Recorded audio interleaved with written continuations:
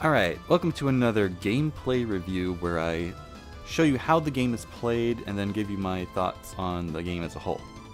So today we'll be looking at Magicians and Looters. First thing to get out of the way is if you're having control problems if you're trying to use a controller on this game, often, for me at least, it doesn't let you do it at the start. So you have to use the keyboard to start off with. We'll go ahead and go to my finished file. Just go to change controls, flip over to controller. Another weird thing about this game is that options and controls aren't available until you start a new game. So like there's no options menu from the main menu, which is really weird. If you select new game or load game, you can go into the options to change things. Of course, there's a full screen mode, which I don't have on. Story mode can be full or abridged, and I will talk about that in a sec. But first, let's get into the actual game. Alright, so this game is kind of like a metroidvania mixed with Lost Vikings. So you have 3 different characters to play as.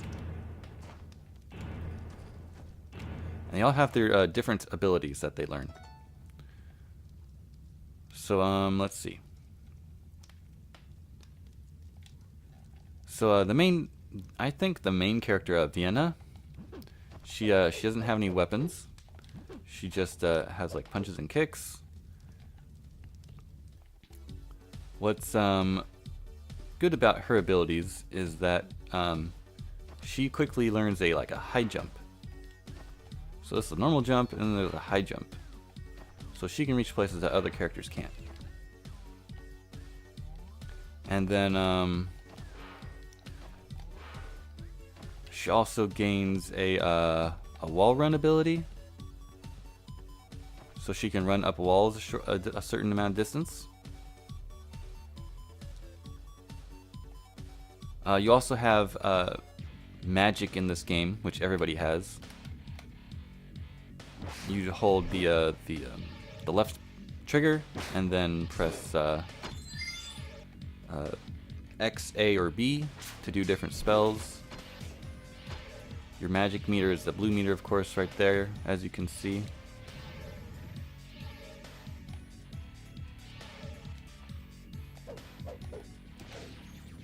Oh yeah, so then each character also has a defensive move, which is the right trigger.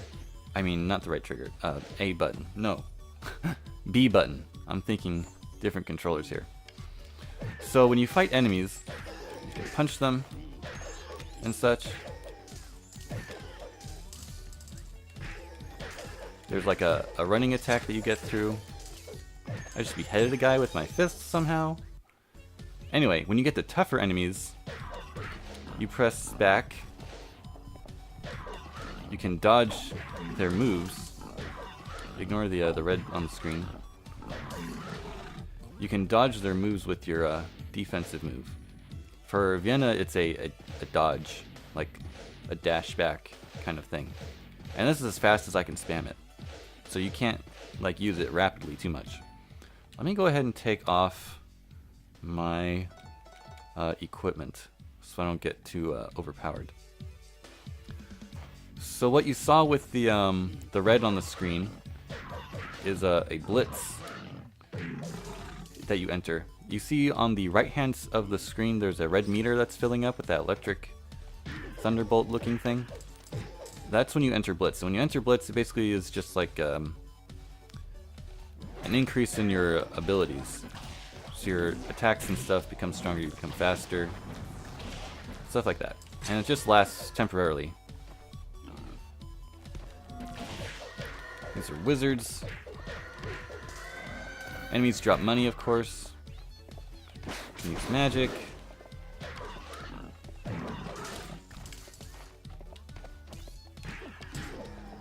Now I'm in blitz, so I move a little bit faster, I hit a little bit harder.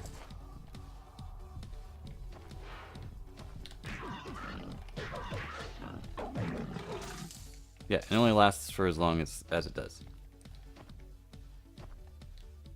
You can press the left bumper or L1 kind of thing to have your map on. The S is a save point or camp. And your characters will talk to each other, and this game actually is pretty funny at times. So let's go on to another character. Let's look at Brent. I'll take off my equipment again. Oh, one more thing. Character equipment is a bit different for each character. Vienna, she has no weapon to equip, but she does get 3 accessories, which you can equip. Brent, on the other hand, he does have a sword and shield, which you can pick from, and then 2 accessories. So Brent's abilities, he wields a sword. His defensive move is using his shield.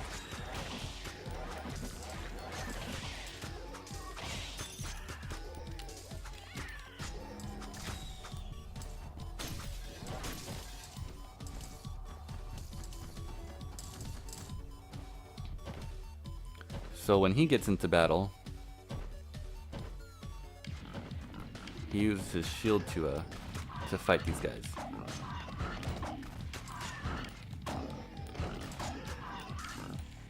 And you can duck and use this stuff. Some enemies will, you know, adjust their own attacks to meet yours.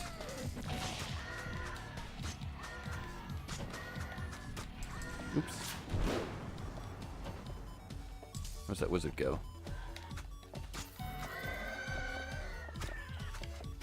I'm actually running low on health. That's not good.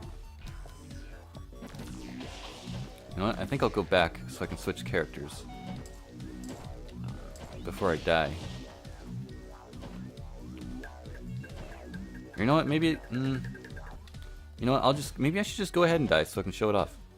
So when you die in this game, you get sent back to the last save point, but you don't lose progress. So if you picked up any like key items or stuff, you'll still have them. But you do lose money, as you see on the screen. I just lost money up there at the top of the screen. So you can click continue, go back to the save point that we were last at. So the last character is Nin. And Nin is different in that she has 2 weapons, no shield, and 2 accessories. Oh, one more thing about Brent is one ability that he gets, like not until later, is the ability to wall jump. So like that. And he only gets that ability. So let's look at a Nin here. So her dodge ability is like a roll. And when she rolls, she's, you know, invulnerable. There are these, I don't know what these little red things are. Alright, let me, I have a lot of equipment on. And of course she swings twice, because she's dual wielding with her swords. Nin's ability that she gets early on in the game is the ability to slide like that, so she can fit underneath small areas.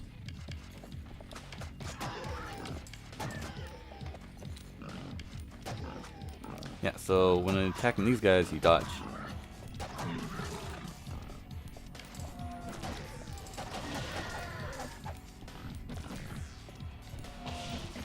And I have a weapon on that increases my running speed with Blitz. So look at that. When it's blitzing, that symbol means that you run faster. So there's like attack power. I don't know what the second one is. Maybe it's like how fast you can attack. That would make sense. The second, the green arrow is how fast your blitz will fill up, and then the timer is how long your blitz will last.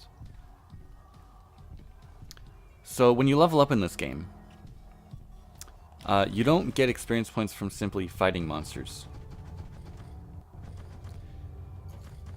Instead, there are these orbs that you find. So, as you can see at the bottom of my screen, there's those 4 purple orbs. So there are 4 purple orbs in this section of the map, the chasm. So, when you find, oh, you can see at the top of my screen here it says max. That means I have all the orbs in the game. I'm at max level. So when you collect a certain number of orbs, you level up and you gain new abilities. So like here's the level up rewards. So you get increased attack power, you get increased splits, get an extra item slot, stuff like that.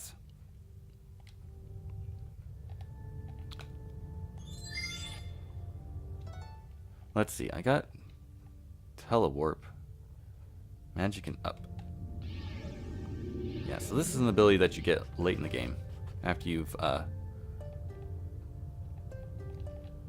leveled up and stuff.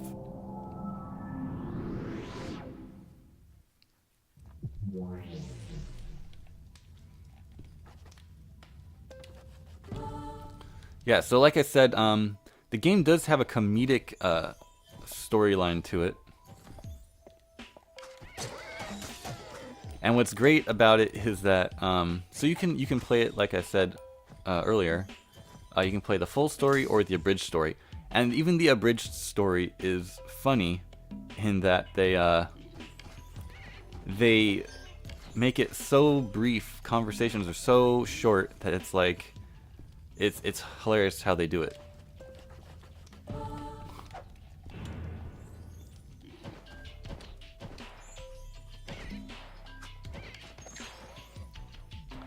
Like here's this wall jump again.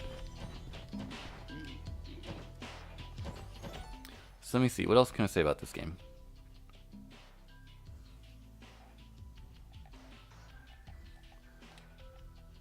Yeah, there's different accessories and things to find. There are secrets everywhere.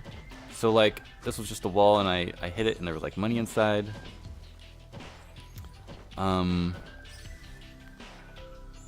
There's gotta be a better place to demonstrate how there's secrets. There's lots of like oh, I should go to a red room or something. Whoa, where am I going?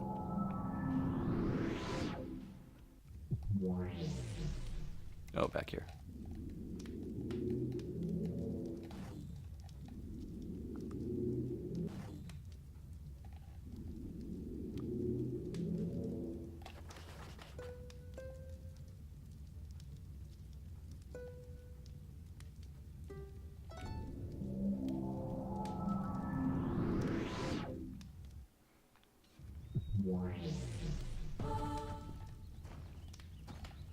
Alright, I'll just switch to Vienna here.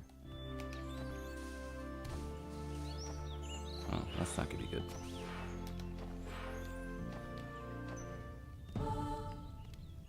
Yeah, so anytime you pass by a campsite, you'll get the game will save and you'll get your health restored.